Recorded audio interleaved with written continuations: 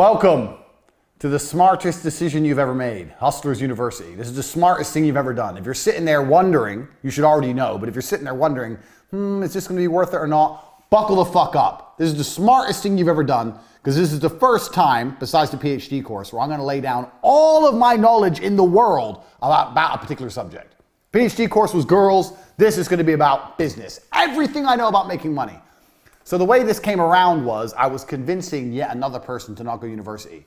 I have convinced, well, I don't know if I've actually convinced them, but I often say the biggest mistake people make in their lives is traditional education. It's a waste of time, it's a scam. And I always tell people why it's a waste of time, why it's a scam. Like there's the double inflation principle that I coined myself, the fact that more degrees exist every year, which inflates them because they're less valuable because more exist. Plus the price goes up every year, which means it's less valuable because it's more expensive. If more exist, the price should go down. Scarcity and value are linked, but there's some kind of double inflation that goes on with education, which is propagated by the mainstream think tanks because they want to put you in there and they want to brainwash you. They want to put you in there and they want to turn you into a pussy, not actually teach you anything that's useful, just turn you into a little worker drone. Nobody goes to university and leaves knowing how to get rich. And if you look at all the richest people in the world or all the most successful people, they'll say, I didn't go to school, or I quit university, I dropped out. Because you're not learning anything about getting rich. You're sitting there just being brainwashed. It's bullshit. So when I was sitting there saying to this person, don't go uni, don't go uni, don't go uni, they said, well, what do I do instead then? I said, learn from me. And they said, oh, okay, well, what do I learn? So you can join the war room, you can learn there, da-da-da. So, okay, yeah, I'll join, but is there anything else? So I thought, you know what? I'm gonna start my own university. I'm gonna give people a genuine option, a genuine alternative to mainstream education. I don't know about you, but me personally, all I ever want to do is get rich. I didn't give a fuck if I got rich breaking rocks or got rich being a professional fighter. I didn't care. I want money. I was not passionate about some business. I was passionate about money and money only. So if you've joined this course to learn how to run a business and get rich, congratulations, you're about to learn a whole bunch of shit. Because I've run a bunch of companies, you're gonna find out during the length of this presentation. This is no nonsense, no fluff, no doubtably the hardest hitting presentation given by a multimillionaire on how to make money in history. Because all the other multimillionaires are lying to you. They're lying to you by talking bullshit. Tai Lopez, if you read books, you'll be rich. Lie. You can read books all day, you're not gonna get rich. As a lie. These other fucking nerds, think positive, you'll be rich. Another lie. What do you mean? If I read books and I think happy, money appears in my bank? No, it does not. This is garbage. We're cutting the garbage. We're getting down to it with 100 points, 100 business lessons I've learned across my business career. So, well, as I said, if you've just made the decision to join the university, congratulations. Your worldview is about to change forever.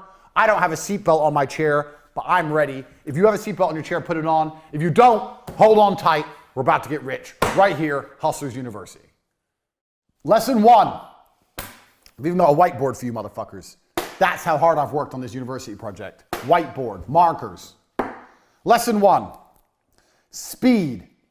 Now, I tell this to everybody all the time, and nobody understands what I'm trying to say. I'm gonna try and articulate it. Speed is extremely important in business. Everything that needs to be done must be done fast.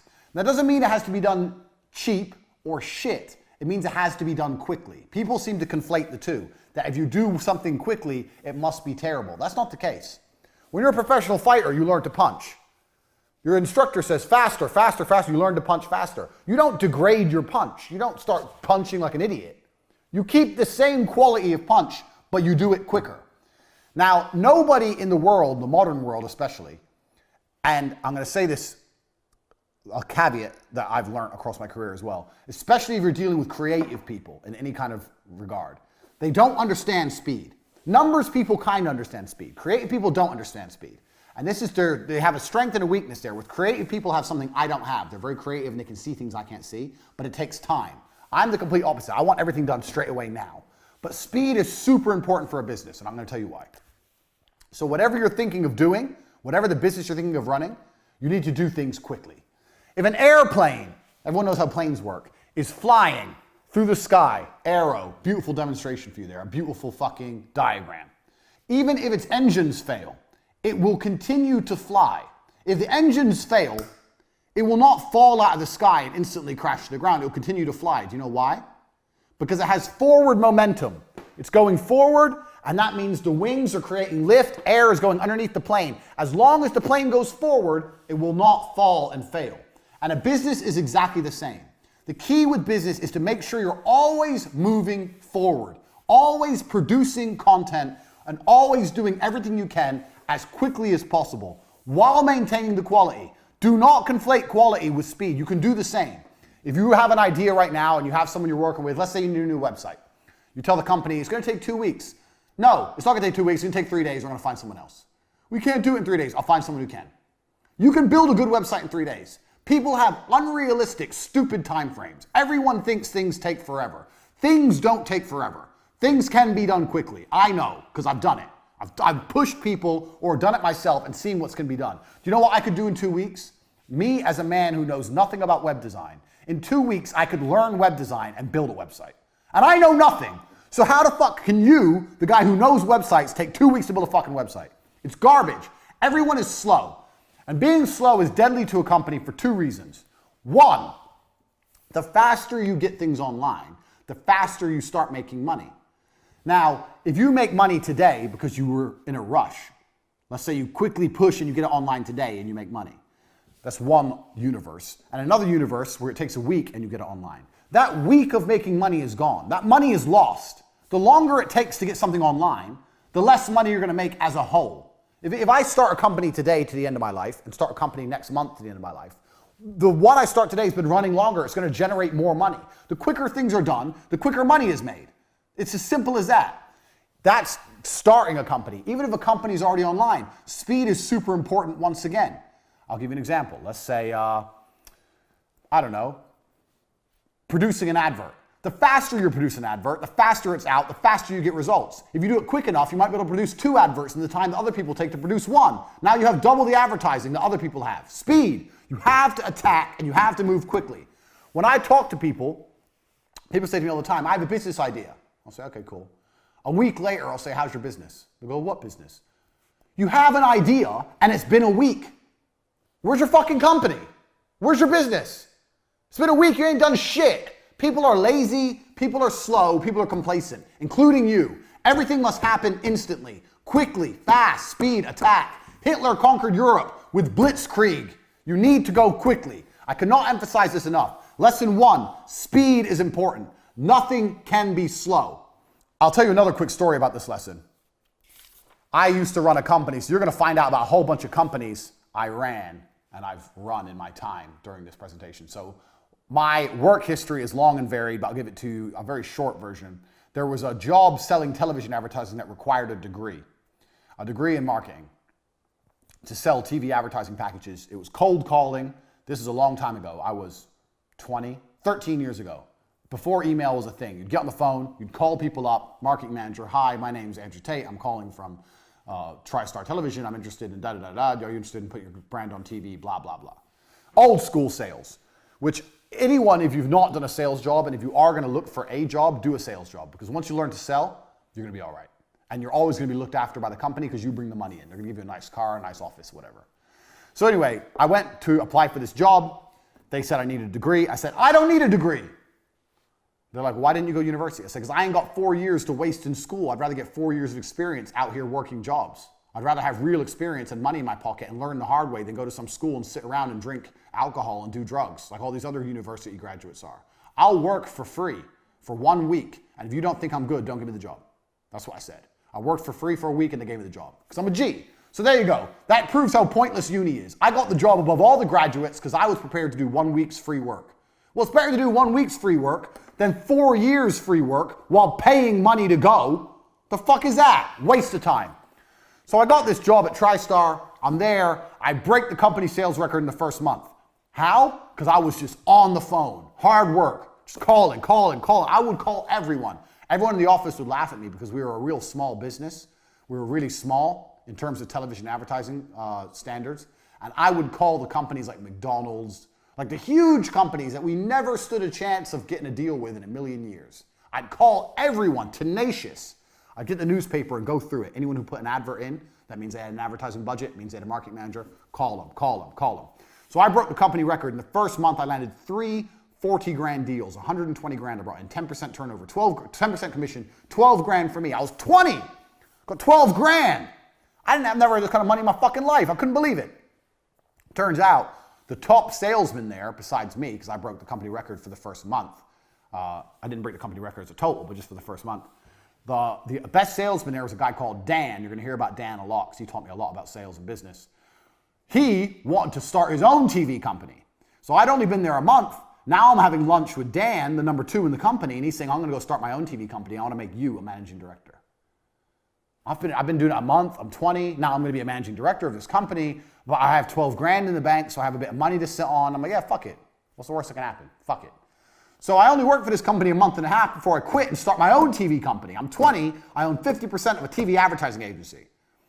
Turns out Dan is a massive cocaine addict and basically left me to run the entire company. That's why he wanted me. He wanted me to do everything and him just go out and take the money from the bank and do cocaine. So at 20, I ran the entire company.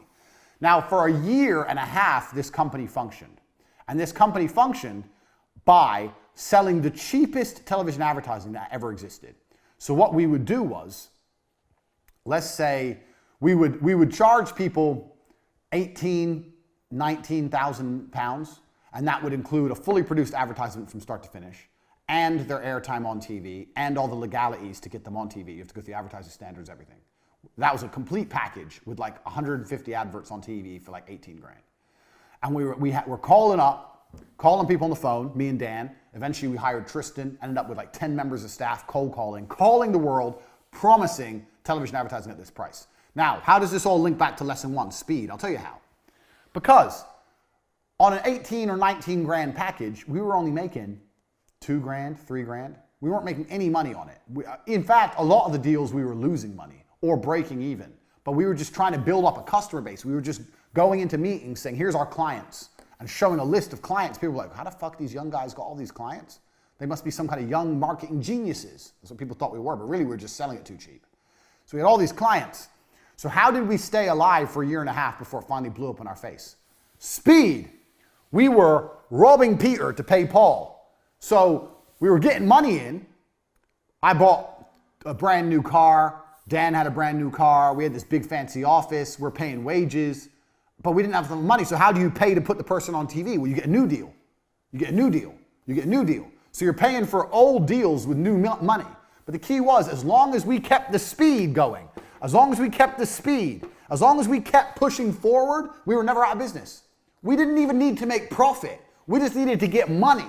If you can just find a way to get money into the bank, you don't even need profit. We were doing 2 deals a week. In our first year, we turned over nearly £1 million. I'm 20. I've got £1 million business. But there was no profit. It was just land a new deal so we can put the old deal on TV. And eventually you get deeper and deeper and deeper and deeper into the hole. So it gets to the point where you owe shitloads of money, which is what happened. Now, this business would have still lasted another 2-3 years. And this business, I learned a very valuable lesson in, which we're going to come to later. We're going to come back to this business, so pay attention. But I learned a really important lesson in this business. But this business would have lasted another 3 or 4 years, except I took a 1-month holiday to go training kickboxing in Thailand. I was still training at the minute. I wasn't a world champion by then, but I was still a professional fighter. I was training. I took a 1-month holiday. During my holiday, Dan just did shitloads of coke from the company bank account, just emptied the company bank account. No deals were landed, and it all blew up in our stupid faces. Law, fucking court cases, everyone taking us to court. I was 20. When you're young, you're scared of things. There's bailiffs at the door. We've lost our office. I was literally sitting there. I couldn't sleep. I was panicking. I didn't know what to do. Everything fucking blew up in our stupid faces. But if I could go back in time and I didn't take that 1-month holiday and I would have kept it running for another 3 or 4 years, and if I knew then what I know now, some of the other lessons I'm going to teach you, this would have made me a millionaire at 20 years old. So, speed. If you are moving fast, you cannot fail. The name of this company was T2 Television. T2. T2 Television proves speed wins. Get the money in. Get a deal. Produce the advert. Get it out. Get someone else in. Get money. Now, speed. No, we can't wait. When's the meeting? Oh, next Wednesday. No, it's not next Wednesday. It's tomorrow. Tell them we'll go there tomorrow. They can only travel to us next Wednesday. We'll go to them tomorrow. We have to close the deal now. Money, money, money, money, money now. Speed. I cannot emphasize this enough because it is my entire business philosophy. If I had to give you one important point, this is the reason this is the first point. Speed. And everybody is slow. And if you start to work like me, you'll realize everyone's slow, and that's okay. But things must happen quickly. It's extremely important. The second point of the university. Most of you don't know what a business is. A business is money in. A business is nothing else but money in. It's not money out. It's not your accountant. It's not your logo. It's not your website. A business is money into a bank. So, a drug dealer who has money going into his pocket is more of a businessman than someone with a registered trade logo and an accountant and all this garbage who ain't getting paid. You own a business if you're getting paid. That's what a business is. So please understand this point, because this is a very important point. And this is why this is called the Hustlers University, because you need to understand how to look and approach at a business. So, cash is first. So let me give you an example. I say to people, start a company. How would you start a makeup company? And they go, okay, well, I'd find some makeup and I'd get a logo and I would I'd get a trademark, and then, I'd need stock. Listen to all the things they're mentioning. Find makeup. We're gonna have two things. We have things that cost money and things that make money. As a business, your primary concern is always making money. And when people think of how to start a business, all they start thinking about is how to spend money. Oh, I need to find a makeup brand. I find some makeup and test it out and then get a logo and get some labels made and get a warehouse and get a website and spend. Where's the money in? Where's the money? This is a business. Where's the fucking money? You're talking about spending money. I'm talking about making money. So as a hustler, you always have to be about making money. Money in is a business, not money out. The amount of people I've spoke to said, I have a business. I go, what have you got? Oh, I've got this, and I've got a registered trademark, and I own this. And I know you've all watched Dragon's Den, and you think this shit's important with your registered trademark, and you own this, and you got the logo, and you got the labels, and you got the product, and you got blah, blah, blah. You're not making any money. No one's paying you. It's not a business if no one pays you. It's a business when people are paying you. Until then, it's circle jerk bullshit. It is much better to have this right and this wrong. Understand me. It's much better to have this right and this wrong than the other way around. That is extremely important for you to understand. If I had to start a makeup brand, I would do none of this. Zero. Do you know what I'd do? I'd make a website with makeup on it and prices, and I'd start advertising. Bang. Now I'm making money. I'm getting orders. I don't have any makeup. I don't have a warehouse. I ain't got a logo. I ain't got a trademark logo. I ain't got nothing, but I'm making money. With money, you can fix the problems. So when I've got money in my bank, then I email everyone, the product you've ordered, the one you're interested in is in such high demand that we're sold out. There'll be a slight delay in delivery of your product, but don't worry, we're gonna give you one for free. Or we're gonna give you a free gift.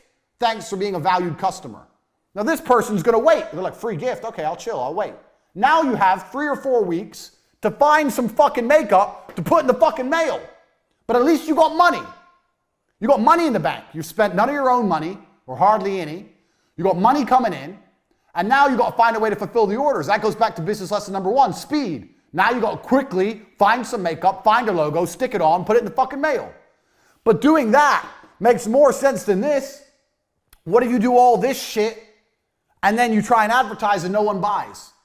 Then you've lost. If we do it my way, I advertise, no one buys, I ain't lost anything. Big whoop. Who cares? No one wants my makeup. Oh well, good thing I don't have 500 boxes of it sitting in my fucking bedroom. Like you dorks.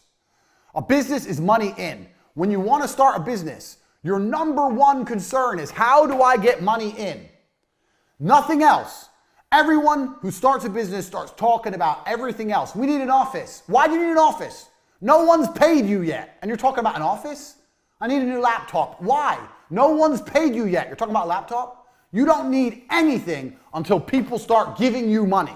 Money in is a business. Money out is vanity. It's very easy for me to think of a business, buy an office, buy laptops, hire staff, get an accountant, sort out the tax records, register the company online, get business cards, get a logo and get that trademarked. And I'm doing all this shit. I'm spending all this money, wasting all this time, and no one's paid me anything. It ain't a business.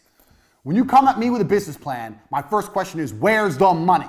When you want to start a business, the first question is, where's the money? How are you going to get paid? Is it PayPal? Is it Stripe? Is it Bitcoin? How are you going to get paid? How can people pay you? And how are you going to convince them to do that? How are you going to convince them to pay you? When you've worked that out, you can work the rest out. A business is money in, nothing else. That's lesson number 2. And that is extremely important because it's going to save you a bunch of fuck ups in the future. This leads on to idea number 3. The third lesson you're going to learn in business is super important. I've kind of covered it when I discussed 2, but this is very important. Start ideas for free. People come to me all the time, Andrew, I have an idea for a business. Maybe you need a small investment. It's normal. Let's say you're developing an app, you need to invest in the app or something. That happens. But a lot of people ask for insane amounts of money.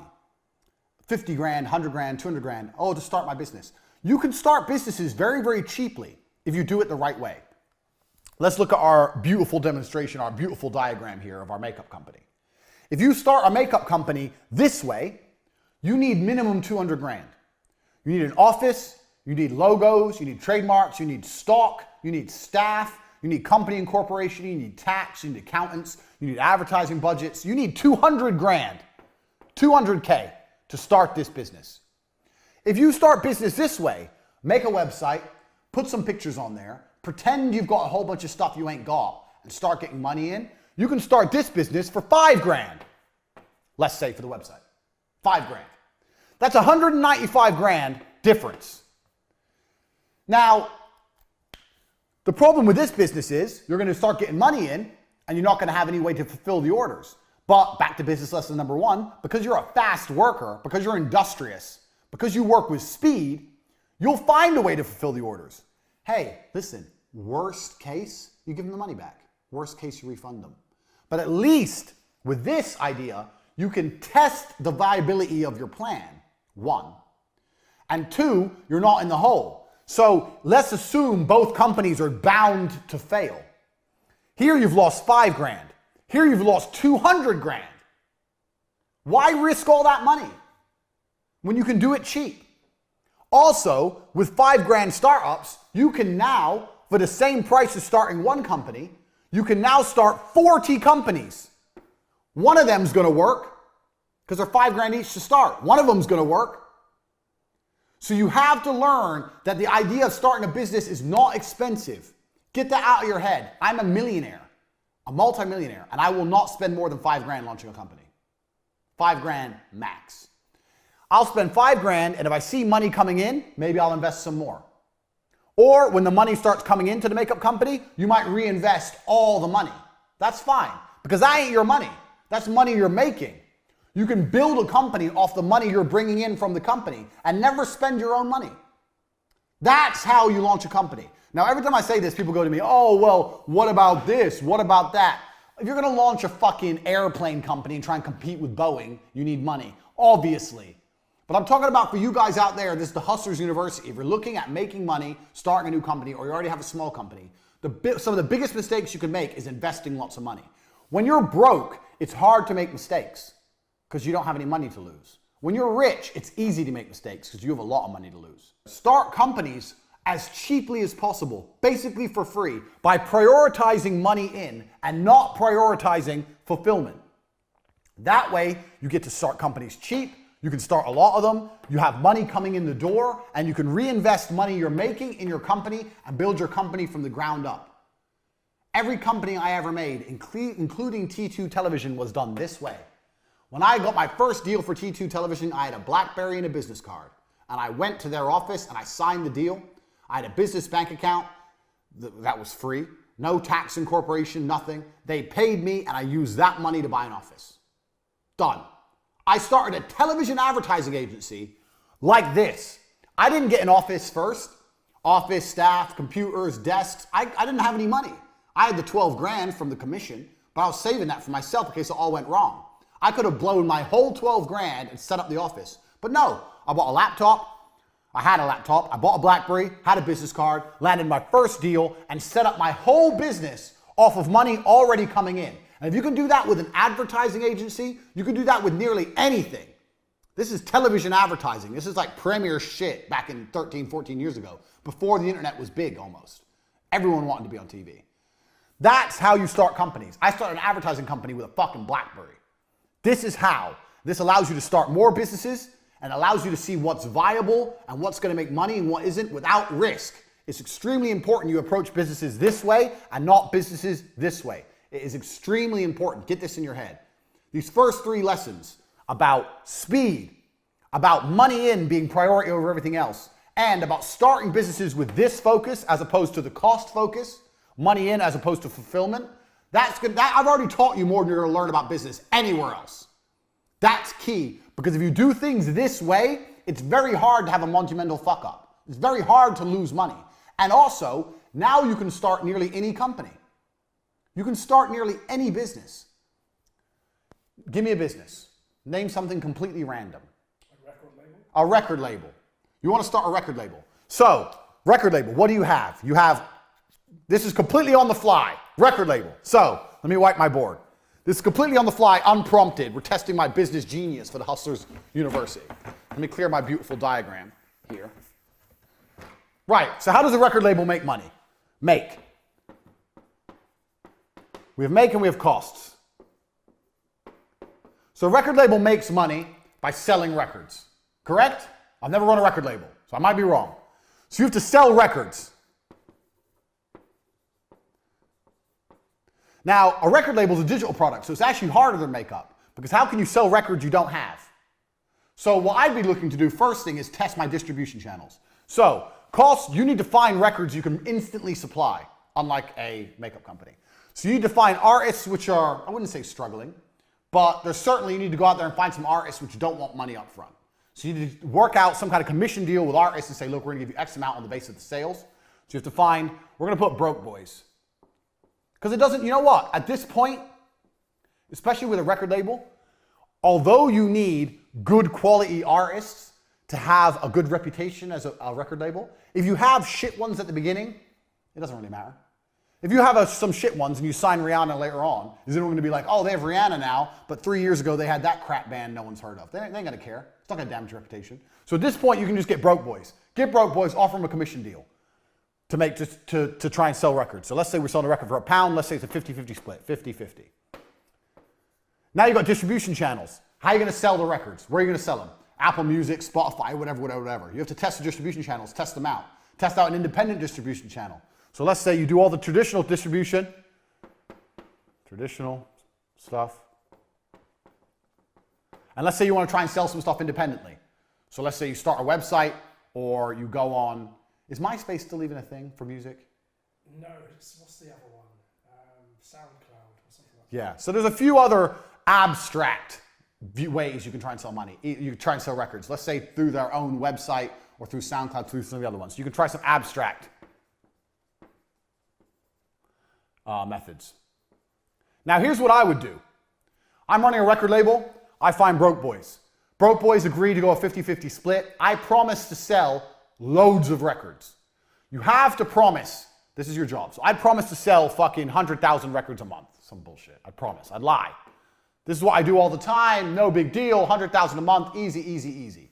I'd get them. I'd put them across all the distribution channels. I'd see how many we sell. If we don't sell any, do you know whose fault it is? The Broke Boys' fault. I'll come back to them and go, okay, well, yeah, we have 2 of your songs.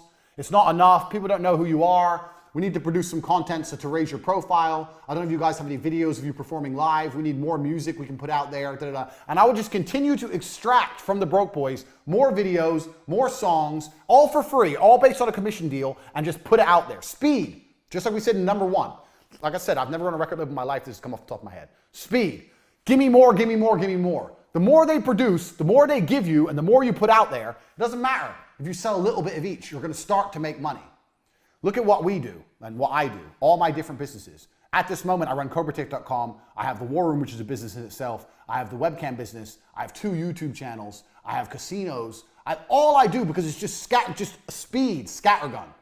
So in this kind of particular, if you're going to do a record label, you need to have as much as possible video and music that you can afford. And when I say afford, a commission only deal, just constantly put out there, speed, on every single possible distribution channel. That's what you need to do. Then what you do is, when you have these boys everywhere, Broke Boys, the Broke Boy record band, you have them everywhere, and you have tons of their stuff, then you can approach someone who's not shit, or a little bit better. So we have the Less Broke Boys. Less Broke, we'll write here. My terrible writing, because I'm writing at an angle. And when you go to the Less Broke Boys, you can say, well, look at the Broke Boys. We've got them on Spotify, SoundCloud, they're on their own website selling, they're here, they're on iTunes, they're there. Look at this is some videos of them performing. Yeah, we use these for promotion. They're on this YouTube channel, they're on that YouTube channel. The Less Broke Boys will be like, oh, these guys, they actually got them a lot of promo. What did you really do? All you did was extract it from these guys. Now the Less Broke Boys might want to work with you. Maybe you don't give them, maybe there's a slightly better commission deal. Maybe they get 60, you get 40. Take their shit. Before you know it, you're going to have a catalog of stuff. So people go, who's this record label? You go, well, bang. And you type any of those bands in, and they flood the internet with things. Now you're a real record label. Now new bands, up-and-coming bands want to work with you. Just because the amount of promo you got, you put them everywhere. One of these up-and-coming bands might be the next big thing. Who knows? All I've done in this business model, I don't know anything about record labels. All I've done is stick to my tenets of business. One, this is free. This is free. This is running a record label from your bedroom. Doing all this is some work on your computer, putting them on iTunes and making a website, whatever. That's all fucking free. Negotiate with the Broke Boys, you can do in a Costa Coffee or a Starbucks. So this is a free business I've just given you. One, it's free. Two, we've prioritized money in. The first thing I wrote is, how do we make the money? How do we make the money? We sell records. Okay, so we need this, we need this, we need this. Prioritize making the money. And the third thing I did was speed, quickly. Get out, get out, get out. Tell the Broke Boys to make more. Tell the Broke Boys to start a daily vlog of them recording. A daily vlog of what it's like in the band. Start putting that on a YouTube channel. Speed, speed, speed, more, more, more. Give me content, nonstop. Speed. All I did was stick to my 3 basic business principles. Now, imagine you try this for 6 months and it doesn't work. Have you lost money? No. What did you lose? You didn't have a big fancy office. You didn't lose nothing. What's the worst that can happen? What's the worst that can happen? Nothing. And that is the exact point I'm trying to teach here. If you stick to these 3 tenets in nearly any business, you'll launch it for basically nothing, and nothing can go wrong. Nothing can go wrong. Point 4. Let me clear my board. I might get some hot chick. I can sit here and wipe the board. In fact, let me message a female right now. Sorry, bear with me. Let me get a member of staff. Right. Point 4. Staff. Now, this is going to be a controversial one, but bear with me. If you're watching so far, you should have learned a lot, because we're just getting fucking started. We have 100 business points to go through. We're on number fucking 3. Number 4, family and friends are actually the best staff you can possibly get. Now, people say don't mix friends with business, don't mix family with business. Can you clean my board? Sit here and wipe it, please. Don't mix friends with business. Get that shit off. Don't mix friends with business. Don't mix family with business. That's a lie. So the reason people say this is because people are dickheads and they can't get along with anyone. They can't get along with anybody long enough to make any money. But I guarantee you have family members right this second who could make you money. I guarantee you have a 15-year-old niece, nephew, cousin, brother, whoever, who knows more about computers than you do. I guarantee there's a 15-year-old out there with nothing better to do who knows more about Photoshop than you do right now. His stupid ass needs a job. So you can start a company right now. You can call up all your cousins. One of my cousins works for me. My brother works for me. One of your cousins, nieces, nephews, whatever, some 15, 16-year-old who's in school and bored, and say, we're starting a company. I'm going to make you a director. You're going to have 10% of the business. You're going to do everything I say. And by the time you're 20, you're going to be rich. Not bad. 7 out of 10. You're going to be rich. And he'll come start doing work for you. Now, if he won't listen to you, well then, I don't know. If you can't tell a 15-year-old to do, then you're a dickhead. But me, I always have people I can call on. There must be younger people. You don't need some old person. You need young people. And the reason for this is because young people have nothing to lose. If you hire a 30-year-old man, he has to pay his rent. He hasn't got time to waste. He has rent to pay. He has a car payment to pay, whatever. A 15-year-old, he has nothing. All he does is play video games. So if the business fails, who cares? He has nothing to lose. So why don't you utilize him? You must have friends or family members who are young enough in a position that they have time to waste. Don't hire people who can't afford to not pay their rent. Hire people who live for free.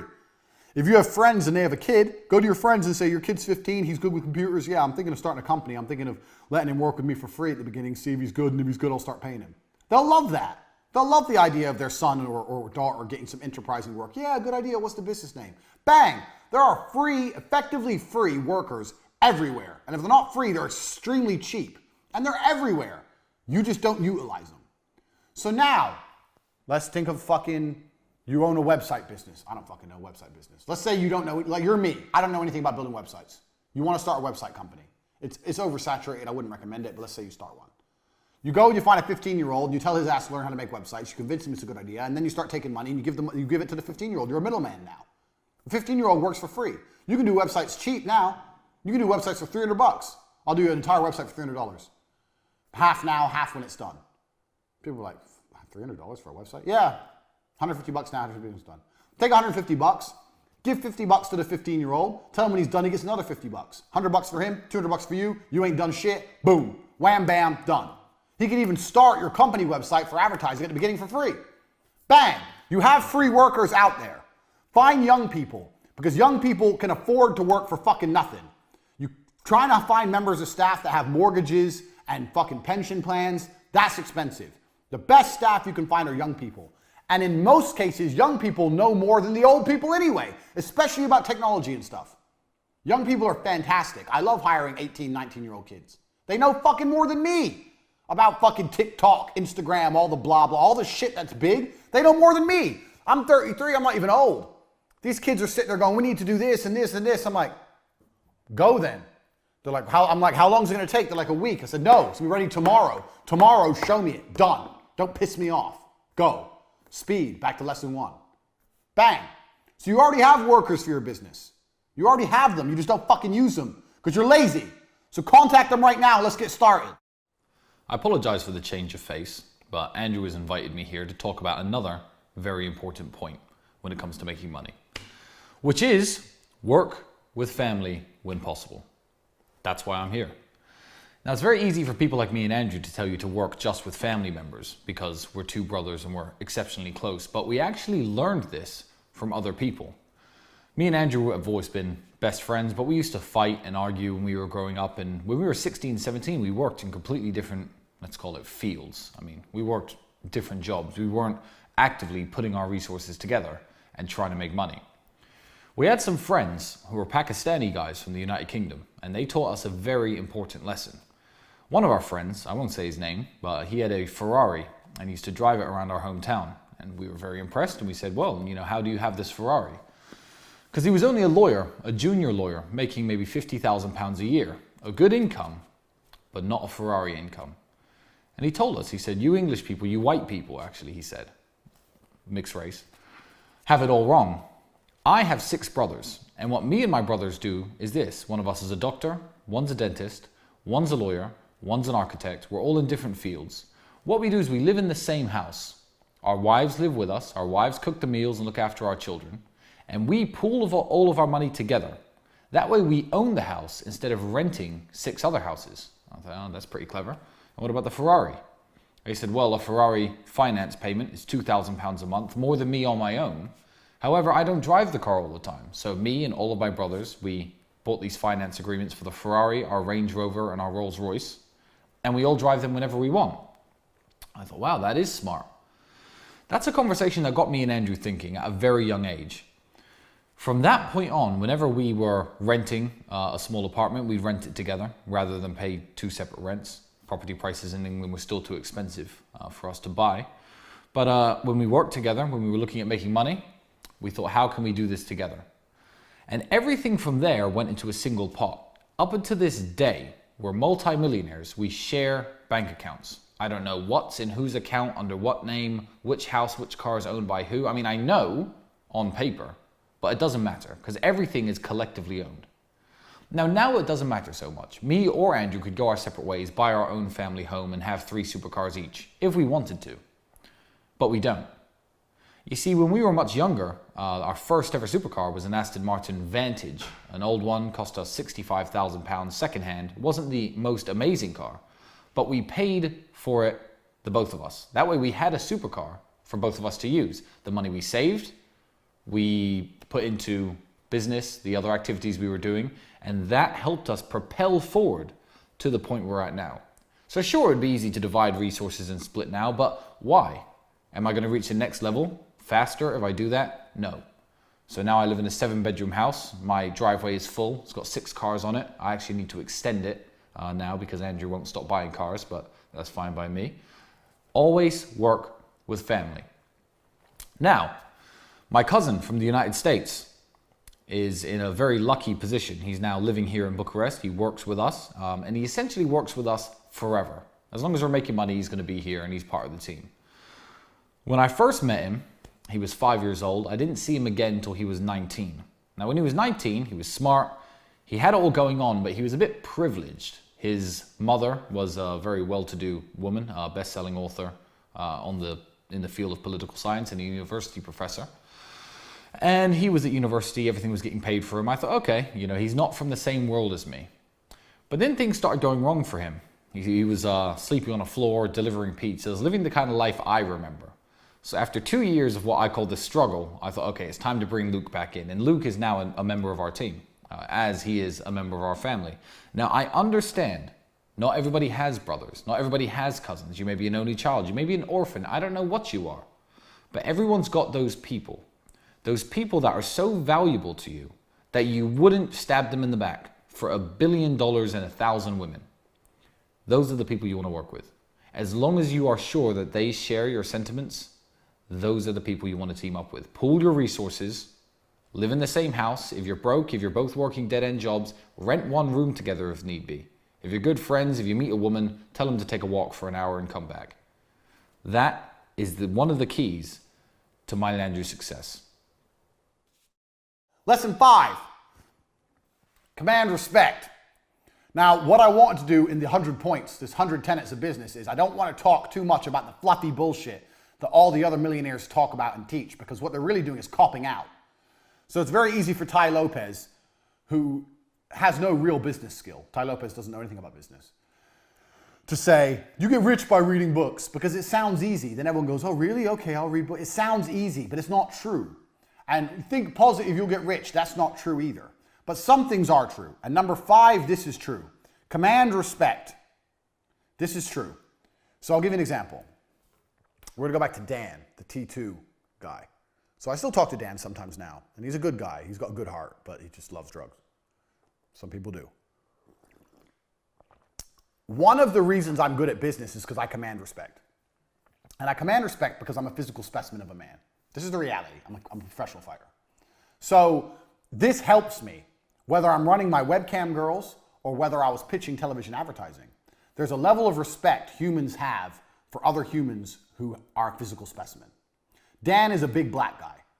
The way Dan sold and acted and treated staff, he could get away with that he couldn't get away if he was an obese white guy. Because there's something evolutionary about humans. And if you're a person who's viewed as strong, people respect you and people trust you. If you want to run a business and you want people to spend money with you, one of the best things you can do is go to the gym. Tell you the truth. Get in fucking physical shape and people will see, okay, well, he's obviously not afraid of hard work.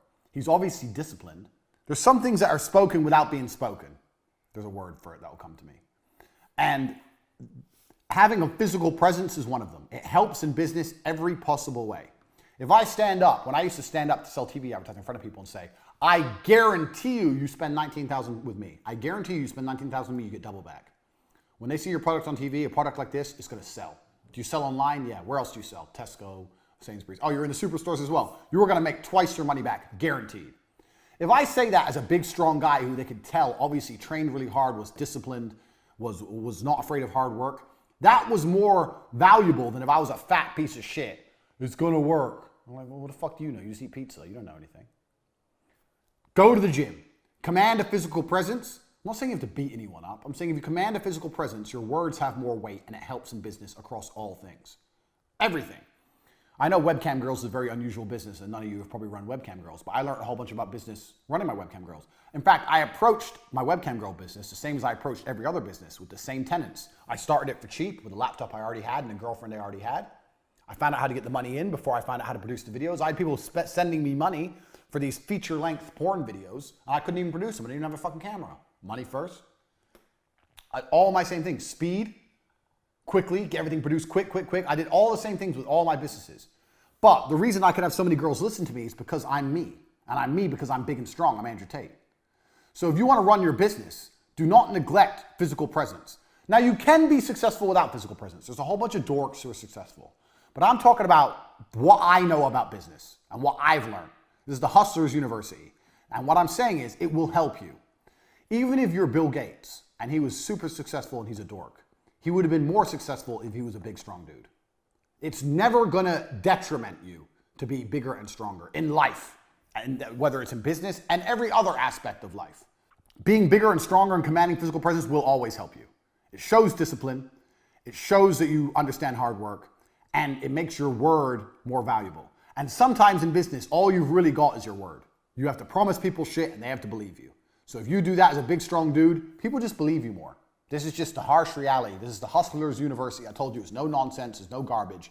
If you want to run a company, start going to the gym, get big, get strong. It's going to help you make money. Sooner or later, I guarantee you, it's going to help you make money. This is point 5. Don't neglect it because it's very, very true. Even if it only helps you 10%. 10% is a lot. 10% is the business. 10% is the difference between success and failure. 10% is the difference between a little bit of money and a lot of money. 10% is a huge difference. If you're selling, let's say you're selling $1 million of product and you got a 20% margin, that's 200K. If you had an extra 10% margin because you're the big strong guy and you got 300K, bang, that's an extra 100 grand a year. That's a fucking 911. That's a Porsche. There's a big difference. It's a big difference. So do not neglect number 5 because it's real. Check the guns. Would you, and here, let me prove the point. Would you have bought this course? You bought this course because I'm Andrew Tate. You trust me. You've obviously looked at me and you go, you know what? There's something about this guy. He knows something. I trust him. Would you have still bought this course if I was morbidly obese? Genuine question. I know it's an extreme, but it's a question. If I was morbidly obese in my chair and very, very fat, I'm going to teach you about business. Would you have bought the course? Or would you have thought, fuck you, fat fuck, you don't know nothing? And if you're honest with yourself, you'd think, yeah, you're probably right. I wouldn't have bought from you if you were obese. So that's the extremes. I'm a professional fighter, obese. These are extremes. But the extremes prove the point. The closer you are to in good physical condition, the more likely you are to be respected, and the more likely you are to be able to say things and people believe you. So, get in physical shape. That's point 5. Commanding respect is always going to be able to help you throughout life, especially in business. Point 6. Resell to people you've already sold to. It's the easiest money you'll ever make. So, in T2 television, because obviously we knew we weren't making money. When shit was getting hard, what we do is we were selling these 18, 19 grand deals. And one of the reasons we survived so long is we'd get people to sign up, pay 18, 19 grand, make their advert, show them their advert, hope they loved it. And if they love their advert, then we try and sell a bonus airtime package. We come at them and say, by the way, we've got a really big purchase coming up for McDonald's, some bullshit. And we're getting airtime extremely cheap. And for only an extra 5 grand, we can get you an extra 100 spots on TV. Some garbage, some bullshit. And try and sell them this extra package. And this package had some profit in it for us. The spots we'd give them would be in the middle of the night, cheap, bullshit. And this was our only chance to make any profit. So if they said no to this, we did all the work for effectively nothing. If they said yes, we'd sell it for 5 and it was like 4 grand profit. That's how we were surviving. So if we tried to put that in at the front end and sell 24, 25 grand packages, we couldn't sell it. But if we sold them at 19 and then tried to upsell them later, we had about 60, 70% upsell rate if people liked their advert. So the easiest money you'll ever make is selling to people who have already bought from you before, as long as you relatively fulfilled your deal. So we did it after the advert. We never tried to sell it to them before they saw the advert because then it was much harder to sell. So if you do a good job or a half good job, the best customers you're ever going to have are people who have already bought from you before. You should already know this about business. This is a very easy one. But it is so much easier to sell to someone who's already bought from you than it is to sell to someone new. A lot of you watching this may have already bought something from me before. Congratulations, you must know a lot of shit. But it's very, very important. It's very, very true. So I know a lot of people with a lot of different businesses, and they all call me up for advice. And one of the first things, I had a guy call me up about 2 months ago, and he was saying he was struggling for cash. He asked me to borrow money. And I said, I won't say who he is or what his business is, because you'll know. Some of you will know. So to protect him, I was like, well, okay, how much do you need? He's like, 200 grand. So how many customers do you have? He goes, oh, all in all? Yeah, all in all, how many customers are on your database? He goes, oh, about 10,000. Like, bro, there's your 200 grand. Put together a fucking email campaign. Do a huge discount. You don't have to let it leak out into the public. Let them pay full price. These people have bought from you before. Put it all together, pow, and blast it out. There's your 200 grand. What do you need me for? These people have bought from you before and you delivered. There's your money. Your money's sitting right there. Go get it. So easy to sell to people who have already bought from you before if you did a half good job. In business, you don't need to sell to tons of people if you can sell to the same people over and over again. And it's much easier to sell to the same people over and over again than it is to keep finding new people. Keep that in mind, especially during times where you need cash, or you're trying to raise cash, or you want to increase cash flow. The first thing you should do, if you have a company and you're making a bit of money, making a little bit of money, and you go, you know what, I want to make some more, what can I do? Don't look at advertising more. Don't look at getting new customers. Don't look at a new product launch. The first thing you should do is go, is there anything I've already got that I can resell to people who have already bought from me? And that is the easiest money you're ever going to make. Don't forget that, because you'll need that at certain points in your business career. You're going to need to be able to pull that ace out your sleeve and generate money from thin air. So keep in mind, that's point 6. All right, point 7. This is another one that goes back to point 2 and point 3, but this is really important. Don't get legal before you get rich. This is super important. We're talking about hustling here. I'm telling you the hacks to becoming rich. Do not get legal before you are rich. You can fix your legal bullshit when you've already made money. It's a shame I've deleted or erased my beautiful makeup diagram, but it's very similar to what we were saying earlier. I know so many people who have registered a company, registered for VAT, registered with the tax man, already have an accountant, and haven't made any money yet. In most of my companies, will make $1 million before I'll even consider fucking around with a tax form, talking to an accountant, or registering any fucking companies. All that shit is on the later base until you have proved the viability of your company and you have money coming in. When you're rich and you have money in the bank, then worry about that stuff. Do not waste your time, energy, and money doing all that legal crap before you know anything about whether your business is going to work or not. Don't do that. It's counterproductive and it's expensive and it's a time sink. If every time I had to start a company or an idea, I had to go register a company, get an accountant, do tax forms, do VAT forms, what a waste of time. I've started maybe 100 companies in my life. 20 of them made money. You're telling me 80 times I would have had to fuck around? Don't do that. I know so many people who have a company legally, but don't have a company in reality because it exists as a legal entity, but it does not provide cash. A company provides cash. If you're a street drug dealer, you own a company. Much more than the guy with all the legal entities which ain't making money. We're hustlers here. This is the Hustlers University. Do not confuse this. Money in. What's the lessons I've been teaching you? Money in. Where's the money in? Legal shit is a cost. We're not interested in costs until we've seen the money in. Do not get legal before you get rich. You do not need any legal bullshit. You need a website, a domain name, and that's it. You do not need any legal bullshit before you get rich. Don't make that fucking mistake. The reason people do that is because it makes them feel better. It makes them feel better because then they feel like they have a company. So people go, I want to start a company. They don't know what to do and they don't know how to make money. So they think, well, if I spend money and set it all up legally, then I've got a company. Then they feel better inside, like they've achieved something, when really they've achieved nothing because they're still not making money. Don't fall into these traps so you can walk around telling everyone you have a company because you spent money. Anyone can spend money. Making money's hard. Spending money's fucking easy. Do not do that vanity, I own a company on paper garbage. Fuck all that off until money's coming in the bank. Do not get legal before you get rich. Extremely important. Point 9. Use what you got. So, this comes down to one of the ideas for what idea of a business to run. So I just gave you the example of the 15-year-old cousin who can make websites. Now you own a website company. Or your 15-year-old cousin who can do, I don't know, who knows what he can do. He can mow lawns. Every 15-year-old can mow lawns. Now you have a lawn mowing business. Bang.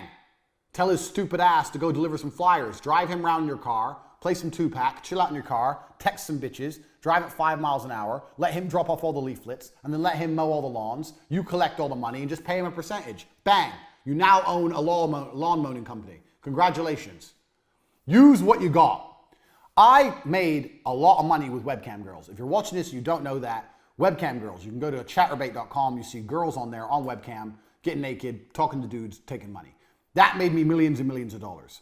I came up with that idea by sticking to this principle. Use what you've got. So right now, if you're sitting there, make a list of everything you have. And I mean everything. You have a house, say it's rented. You have a car, it's on lease. You have physical strength. Let's say you're a strong guy. When I was making my list, I was writing everything down. I was like, well, I've got 6 girlfriends. 6 girlfriends. So, okay, how can girls make me money? Strip club, but that takes money to set up. Remember? Costs, money in. Strip club, I cannot get money in a strip club without a club. So I looked at all the costs for a strip club and realized it's too expensive before I could get money in. It's too big a risk. Remember? It's too much risk. I could lose 300-400 grand. Can't risk that. How can I get money in? How can I get money in for having hot girls without spending money out? So my first idea was strip club. But I looked at all the costs. I was like, okay, so why do men spend money on girls in strip club? Because the girls are beautiful. They get to look at the girls, see some titties. Da-da. How can I do that without the club? Well, the internet. If I put them on the internet, it's cheap. This is literally how I thought. I stuck to my business principles. Okay, it's cheap. Start looking up, down, discovered the webcam websites. All right, so I've already got the girls, I've already got a laptop, I've already got the internet. Bang! The day I had the webcam idea, the same day I was making money. I didn't spend any money, but I was making new money because I refused to allow myself to spend. Then I started making new money in with the webcam because I knew I had the internet, I knew I had laptops, I knew I had girls. Use what you've got. Look around you. What people do you have? Does your old mother need a new job? Maybe she's at home and she's bored and she wants to, maybe she'll mail things for you. I don't fucking know. Do you have cousins, nieces, nephews? Do you have a girlfriend who has nothing to do? Use what you have. People, things you have. Make a fucking long ass list and you'll start thinking of ideas, business ideas. And they're going to come to you like the strip club came to me. But then you're going to sit there and go, okay, this is a good idea, but I can't afford that. But then you're going to go back to the other lessons I've taught you. Okay, this is how much it would cost to set up that way, but how can I get the money in that this would generate without all the costs? And if you do that and you sit there with a piece of paper and you write everything down and you stick to the principles I've taught you so far about how to start businesses, you may find a business you can start for a couple grand. You've already got your staff, a couple grand, you got an idea, you try it. Doesn't work, lost a couple grand. Does work, bang, you're rich. That simple. If it starts to work, speed, speed, speed, speed, more, more, more. Lesson 1. It's really not that complicated. This is how hustlers get rich. It's really, really simple. So, use what you got. A lot of you already have things you can use, you just don't use them. Uber's another one, man. Uber's a fucking perfect one. So, I know Uber doesn't pay very much at all. I know that. But, you know what everyone loves to do when they first get their driving license? Drive. Maybe you have a 17-year-old cousin or some shit, he's just learned to drive. Get his ass on Uber. Rent a car. Find a way to rent a car with unlimited mileage per month. Tell him he's going to do 10 hours of Uber a day to train how to drive. Lie to his ass and say that in the Uber app you can track and make sure he ain't breaking the speed limit so he drives safe. Put his ass on Uber, pay for his gas, and give him half the money and keep half for yourself. Bang. Done. Set him up. Get him ready. This is shit. I didn't plan. I'm just telling you things off the top of my head. Because this is how I think as a hustler. I don't need to sit and think. I just know there's money. And I find a way to get the money. That's how I am. So right now, you've got cousins out there who aren't driving Uber. If you can convince them to drive Uber, well then why don't they do it without you? Easy. You can talk some shit. Make some shit up. Hey, have you got an Uber account? No. I'll set it all up for you because it's complicated and there's some tax. I'll handle the tax. Don't pay no tax. Just lie. Blah, blah, blah. Get them an Uber. Get them in cars. Bang, bang, bang. Take the money. Done. What are you waiting for? Use what you got. You've already got people, there's cars, there's things happening. You're just not doing anything. Look around, make a full list of what you have, stick to the business principles, and find a way to get money in without spending money out. And you won't lose. That's what I did with the webcam company. And it made me millions of dollars. Millions. I ended up with huge numbers of girls. All because one girl. I started with one girl, made money, bought another laptop, got another girl, 2 girls, made money, bought a bigger apartment, 3 girls, 4 girls, 5 girls, bang, bang, bang, bang. Before you know it, I had a fucking empire of women. Because I stuck to my business principles. I never spent money I didn't make first. From my webcam company, which ended up generating over $7 million, I never once, ever spent money that I hadn't made. I didn't spend $1 out of my pocket that I hadn't already made first from the webcam company. I started that from zero. Just like I started my advertising agency, zero. And this is why when people come to me and go, I want to start a business, I need an investment. I sit there and think, you don't know about business. Because if you knew about business and your idea was really good, you wouldn't need my money. You'd pull it off for zero. If you're talented and your idea is good, you don't need money. So if you can't make it work for zero or for very little, then it probably wouldn't work anyway and you just lose a whole bunch of money. Because if it would work, if it's a good idea and it will work, then money will start coming in fast and you'll have the money you need. If no one's sending you money in to give you the money you need, then the idea doesn't work anyway. So if I put these I take that back. It's horrible. If I put these chicks on cam and no one was paying them, then they weren't hot enough to be in a strip club, were they?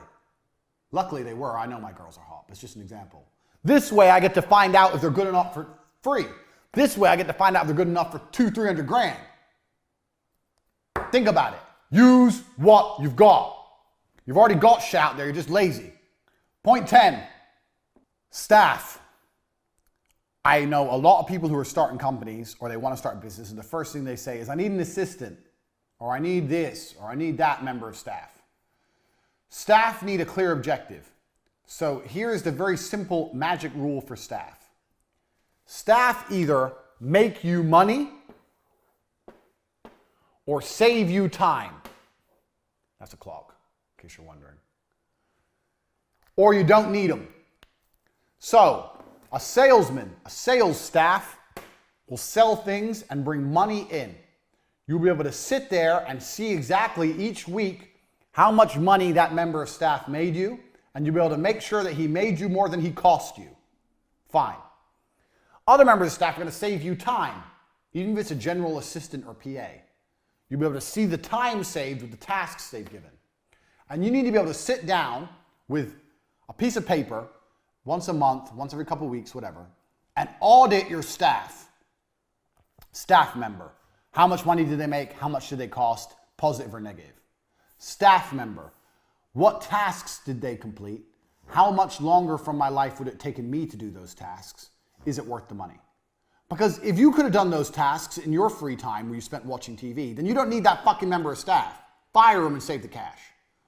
You have to audit your staff very specifically by this method. They either save you time or they make you money or you don't need them. Now, anyone who's worked any kind of job knows if you go into any kind of company, most people are doing nothing. I've worked so many jobs and everyone did nothing. In fact, I had a job at a company selling advertising. After T2 failed, I got a job at another company selling websites and all this kind of advertising. And I spent 3 of my 5 days a week reading Wikipedia because I didn't care. Because I had a basic and it was enough. And by then I was training to be a world champion and I was tired all the time. So I didn't give a shit. And no one called me up on it. No one noticed.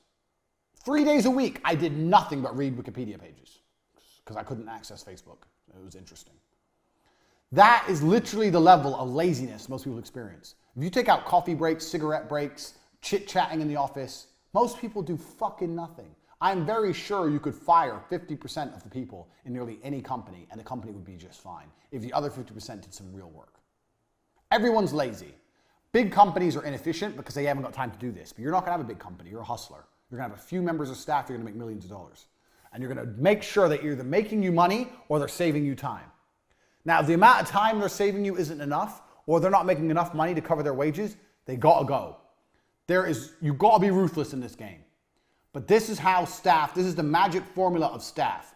So when people say to me, I want to start a company, I need an assistant. I say, an assistant to do what? Oh, just to help me with things. What things? What things will they help with? How long do those things take? How much time is that going to save you? And why do you not have the time to do them yourself?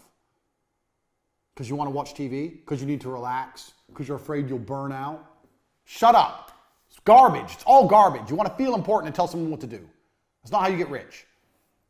This is the magic staff formula.